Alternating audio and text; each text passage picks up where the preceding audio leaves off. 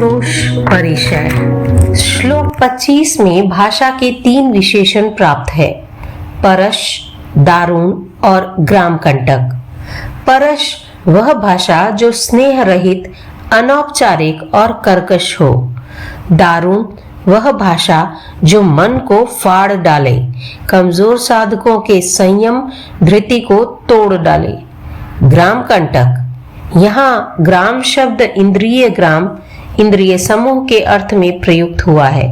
ग्राम कंटक अर्थात कानों में कांटों की भांति चुभने वाले इंद्रियों के विषय, प्रतिकूल शब्द आदि। ये कांटे इसलिए हैं क्योंकि ये दुख उत्पन्न करते हैं और मोक्ष मार्ग में प्रवृत्त साधकों के लिए विघ्नकारी होते हैं। आगम कथाओं में आज की कथा आक्रोश परिचय। राजगृह नगर, उद्गर पाणी यक्ष का आयतन, यक्ष का परम भक्त अर्जुन मालाकार, स्कंद श्री उसकी पत्नी, दोनों का इष्ट देव था उद्गर पाणी यक्ष। एक बार 6 युवकों ने स्कंद श्री पर आक्रमण किया। अर्जुन मालाकार ने देखा, उद्गर पाणी यक्ष मालाकार के शरीर में प्रविष्ट हुआ। मालाकार ने 6 व्यक्तियों तथा अपनी पत्नी को मुद्गर से मार डाला। अब वह प्रतिदिन 7 व्यक्तियों यानी 6 पुरुष और 1 स्त्री की हत्या करने लगा।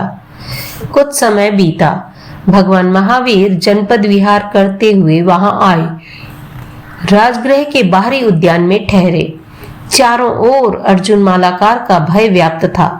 कोई भी व्यक्ति भगवान के दर्शन करने जाने को उद्यत नहीं था।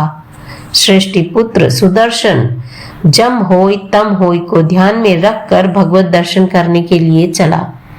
अर्जुन को सामने आते देख सुदर्शन ने मन ही मन कहा, मुझे अरहंत, सिद्ध, साधु और धर्म की शरण हो। महावीर मेरी गति हो।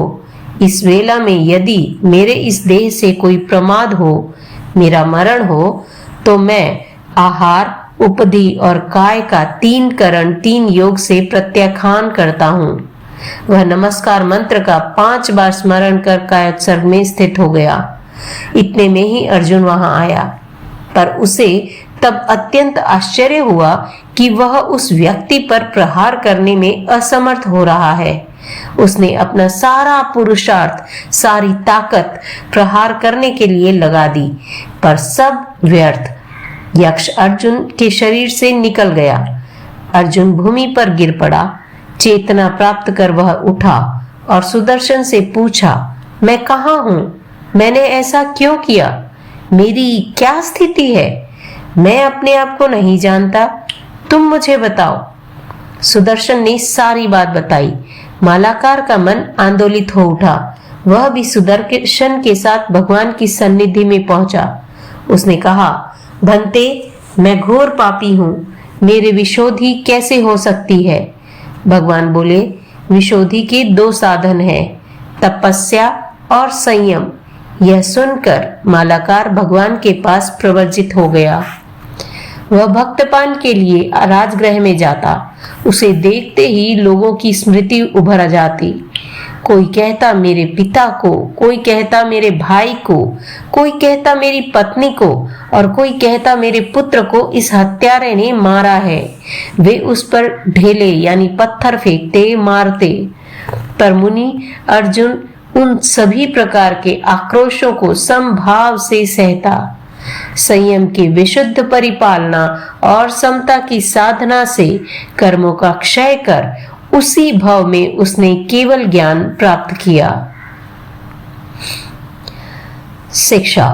प्रतिकूल भाषा को सुनकर भी मुनि अपनी मानसिक समाधि न खोए। मानसिक समाधि में मानसिक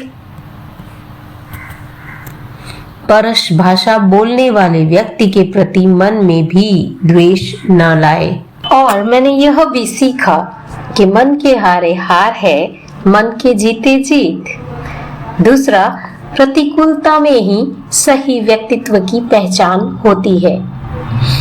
आप भी अपनी सीख जरूर शेयर करिए। कमेंट बॉक्स में मुझे इंतजार रहेगा। धन्यवाद।